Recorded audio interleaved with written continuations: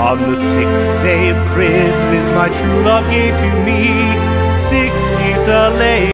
Hey guys, welcome back to lacomidadejeremie. I'm Jeremy. If you're new here, make sure you guys hit the subscribe button down below. Today is Vlogmas day number 6, numero 6.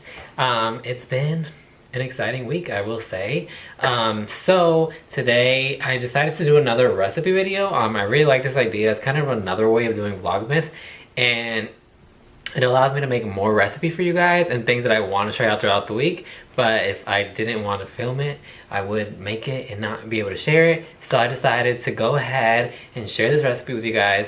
So I was recently archiving a bunch of posts on my Instagram from like last year and things that I just didn't really want on there anymore. So one of the recipes that I saw that I made last year were these fried mac and cheese balls, and they weren't the like most beautiful ones because they were not really like perfectly round, so I wanted to remake them. I don't remember if I actually made them in the air fryer or if I made them with oil. So the ones that I'm sharing with you guys today I actually deep fried, and I used the air fryer for the first one, and I just didn't like the way it came out. The consistency was just not there, and it just didn't brown up the way I wanted it to. So I went ahead and fried it, and I'm pretty sure that you guys are gonna love the fried version way more. So this is the version that I'm going to be sharing with you guys. But first, let me show you guys what it looks like. This is just a little quick edit and cut in the middle of the video that I'm talking in, but I wanted to quickly show you guys the air fried version. It's pretty crunchy, pretty cheesy on the inside. It looks fairly normal like the other one. It's just, I don't know, not as beautiful as the fried one. So it does technically work. The only thing that I would recommend is that if you're using panko crumbs like I did, to get that nice brown exterior and a nice like smoother surface like the ones that go in the deep fryer would look, I would say like blend in a blender your, obviously, your panko crumbs to make them more smoother and finer, and the outer layer would turn a little bit browner than it would because these are a little bit chunkier than normal breadcrumbs.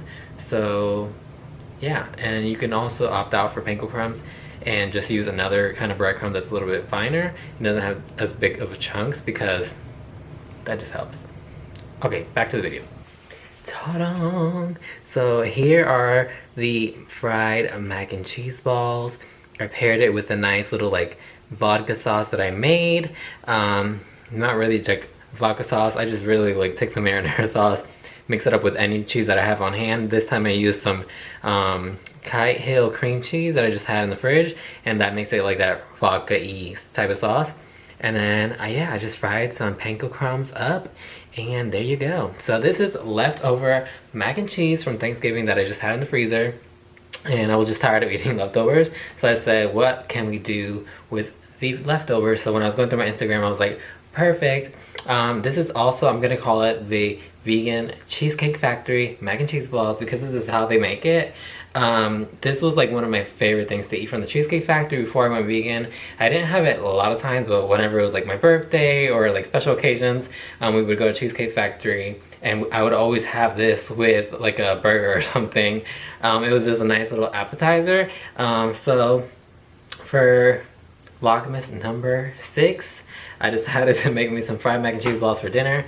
And probably not the healthiest thing to be eating, but I will say it's probably the most delicious thing to be eating. So before we get into the recipe video, I guess I'll tell you guys about my day. I actually did not vlog today.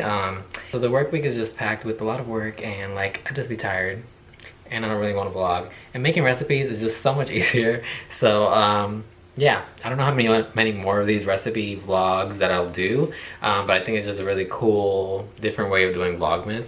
So yeah, I hope you guys enjoy this recipe.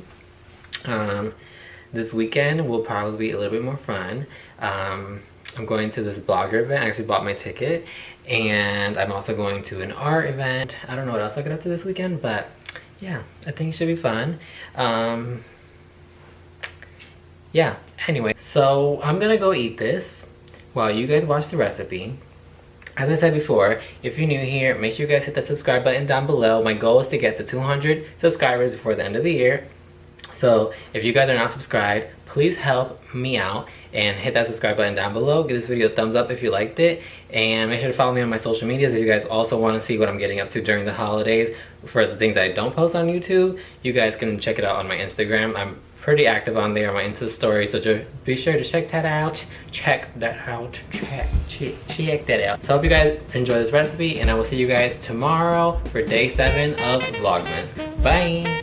Alright, so you want to go ahead and get that macaroni and cheese out the fridge, and we're going to use an ice cream scooper to make sure that this is very perfectly rounded, and you can also use your hands to make sure that it's just a nice little macaroni and cheese ball.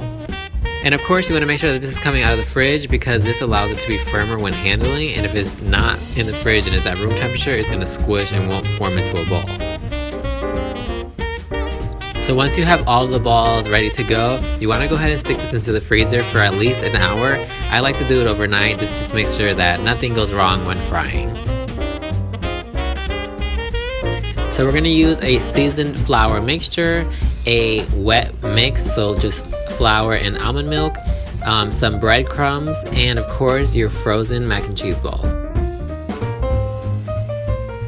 So you want to go ahead and dip this into the flour, make sure everything is covered. Then you're going to drop that into your wet mixture. And then you can put this into your breadcrumbs.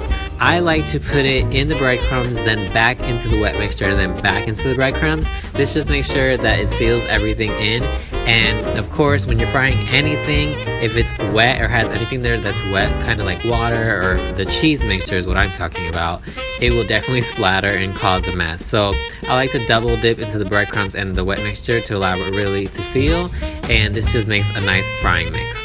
So once all of your mac and cheese balls are breaded, you can go ahead and put that into a nice hot pot with some oil. You can also opt out to use the air fryer, as I mentioned before.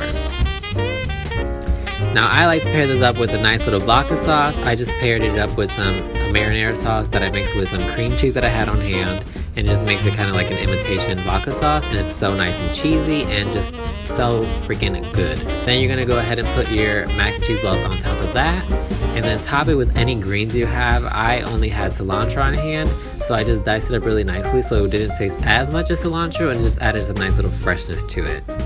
And there you have it, some yummy Cheesecake Factory style mac and cheese balls.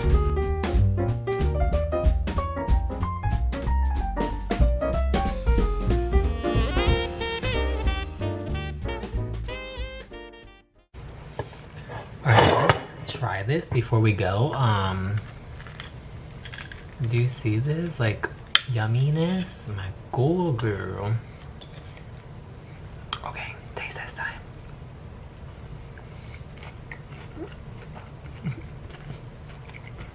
Girl, it tastes like a pizza with some fried mac and cheese. You hear that crunchiness? And then just like the inside is so smooth and cheesy.